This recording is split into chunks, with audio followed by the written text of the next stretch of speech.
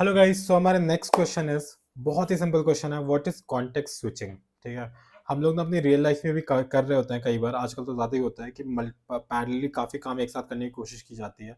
दो हम इतने फास्ट नहीं होते, बट जो हमारा कंप्यूटर होता है ना बहुत ज़्यादा फास्ट होता है, तो हमें लगता है कि वो पैरेलली काम कर रहा है। तो ठीक है, तो context switching is the mechanism by which an operating system saves the state of a currently executing process और thread and restores the state of another, allowing multiple tasks to share a single CPU efficiently। ठीक है, अब तुम्हें पता है CPU में core वगैरह भी होता है। सपोज करो सीपीयू का एक ही कोर है और उसे दो प्रोसेसेस पे काम करना है, और मतलब या तो ये कर सकते हैं वो एक प्रोसेस का काम खत्म करे फिर दूसरा शुरू करे। लेकिन हम देखते हैं कि हमारा जो सीपीयू होता है वो पैरेलली दोनों प्रोसेस पे काम कर पा रहा होता है। तो छोटा सा एग्जांपल देख बताऊं, तो सपोज करो तुमने दो एप्लीकेशन खोल रखे हैं सिंगल कोर पे, ये ध्यान रखना।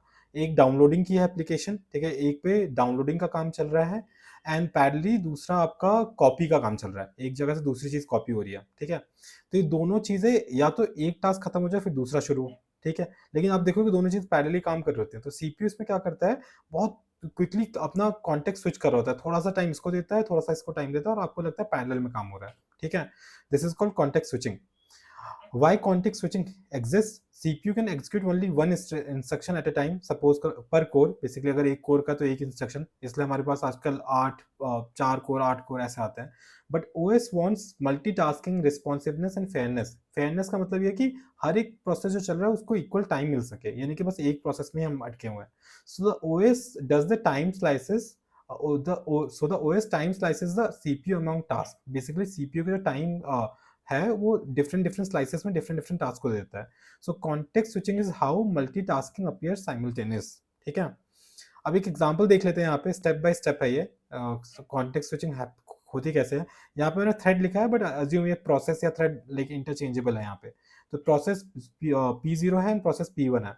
ठीक है, अब उसे थ्रेड मान के चलो या प्रोसेस मान के चलो, इंटरचेंजेबली यूज करो for this example. Thread A is running on the CPU, this one. ठीक है, ये रन कर रहा है एंड इंटरप्ट ऑकर्स, कुछ इंटरप्ट होता है। CPU stops executing thread A, CPU control is transfer to the operating system. OS क्या करता है, वो सेव करता है थ्रेड ए का कॉन्टेक्स्ट, ठीक है, हर जगह। And then OS selects another ready thread, that is thread B.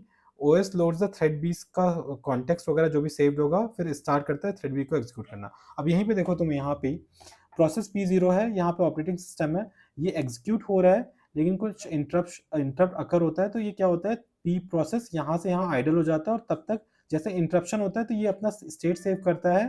ठीक है, और उसके बाद जो होता है पैरेलली जिस दूसरा टास्क होता है P1 रन करना, तो ये यहाँ तक आइडल था, बट यहाँ से इसका कंटेक्स्ट लोड होता है, फिर ये रन होता है for some time and then इसका स्टेट P1 का सेव करते हैं। ठीक है, यहाँ पे और लोड करते हैं, रीलोड करते हैं P0 का कॉन्टेक्स्ट, और फिर ये यहाँ से स्टार्ट होता है रन करना। ठीक है, तब P1 आइडल चला जाता है।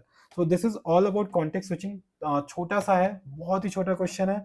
जूनियर डेवलपर्स को या फ्रेशर्स को ही पूछा जाएगा ये क्वेश्चन। ठीक है, और बस आपको सिंपल सा एग्जांपल बताना और डेफिनेशन बता देनी है, अगर ये आपको याद रहे तो। And this is it for this question. Let's move on to next one.